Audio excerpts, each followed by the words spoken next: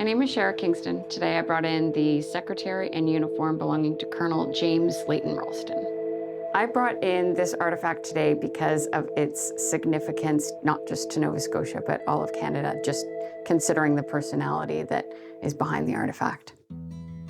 Colonel James Leighton Ralston began his impressive career in Amherst, Nova Scotia, where in 1903 he started practicing law. Over the next decade, Ralston immersed himself in local politics, but pressed pause on litigation and legislation when World War I came calling. Ralston's extraordinary service in Nova Scotia's 85th Battalion earned him a promotion to Lieutenant Colonel in 1918, and 6 years later to Colonel. With his military achievements accumulating, Ralston returned to politics, overseeing the National Defence Portfolio in 1926, and then again in 1940, when he became a voice for Canadian soldiers during World War II. Ralston's career was compromised when his views on conscription clashed with Prime Minister Mackenzie King's. Today, the Colonel is remembered for his unwavering advocacy for the military and its members.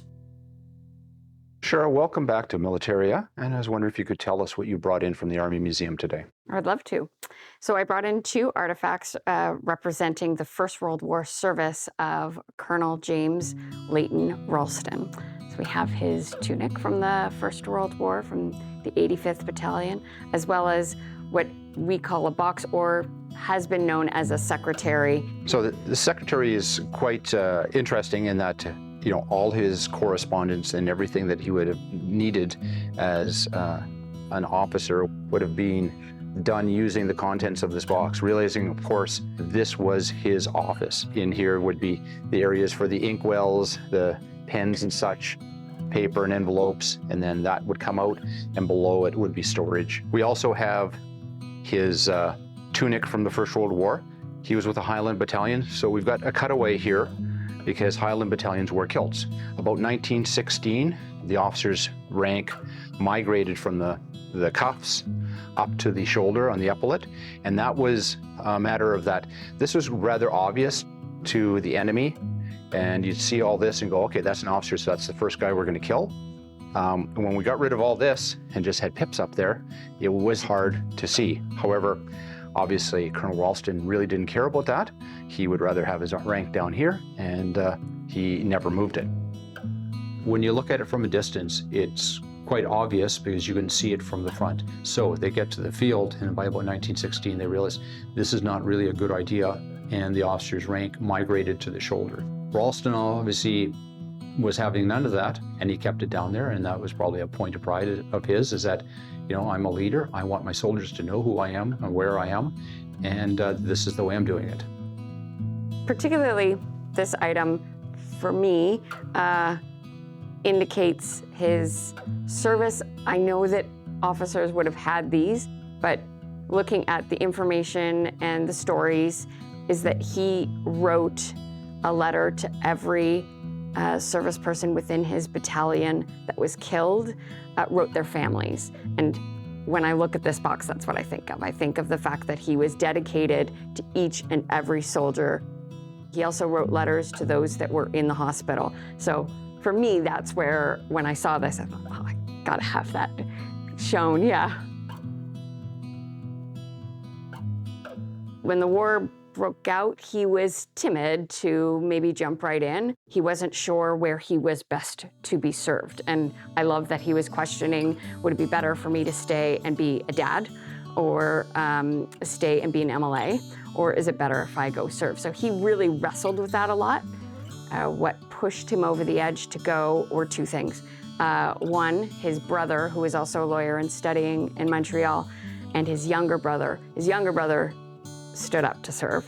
And I think that made him say, oh, okay, if he's a lawyer and he's going over, maybe we could be of service. But also the fact that there were rumors to start up a Highland Brigade out of Halifax, and his sort of Scottish roots and family ties, again, the family connection, he decided that he would serve. Colonel Ralston was just an amazing individual, and yes, he was an amazing soldier, but I think he was also an amazing individual, an amazing Nova Scotian, an amazing Canadian. His dedication and service, and the Prime Minister, not once but twice, calls upon you to join his cabinet and you're not even an elected member of parliament. That's what truly amazes me.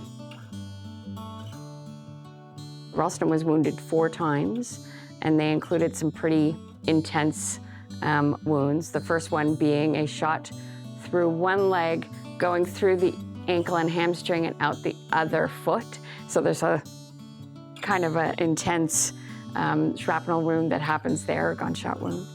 He also gets shot in the face, and instead of taking some time off, he just asks them to plaster his face and heads back to the unit. And so he arrives at the unit with a big plaster bandage on his face. And the 4th time he was shot in the buttocks, and the only thing that kept him out from returning to the unit was the fact that he literally could not stand or sit down. I would say the other part of the sacrifice story that is heartbreaking is that his younger brother, who inspired him in one way to enter the war, he's with a different unit, but they eventually come together at the 85th towards the end. And when he is shot and leaves to go deal with the buttock wound, his brother is the second in command. His brother then takes command, and by the end of that day, his brother is shot and killed. So it's just their sacrifice. Right. The 2 brothers meet in a trench, and it's super dark, and they can't see anything, but they know that 2 different regiments are meeting, and they kind of do the squint and like, who's there? And then Ivan recognizes his brother's voice. He said, it's me, it's Ivan. They, like in this trench in the middle of a war. Oh, hey, how are you? They meet up a couple of times. They share a trench Christmas dinner. There's lots of interaction between the 2 of them, even though they're in separate regiments. Thank you for bringing these wonderful items in. I think Ralston is a wonderful story that needs to be shared with everyone.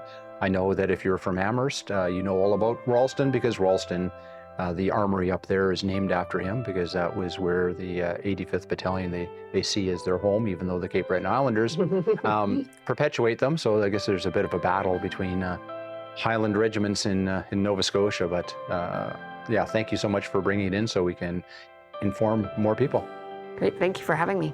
It is, to me, amazing how dedicated politicians were during the time, if Ralston is an example of a politician of the wartime period. And I could only wish that we would have politicians like that today.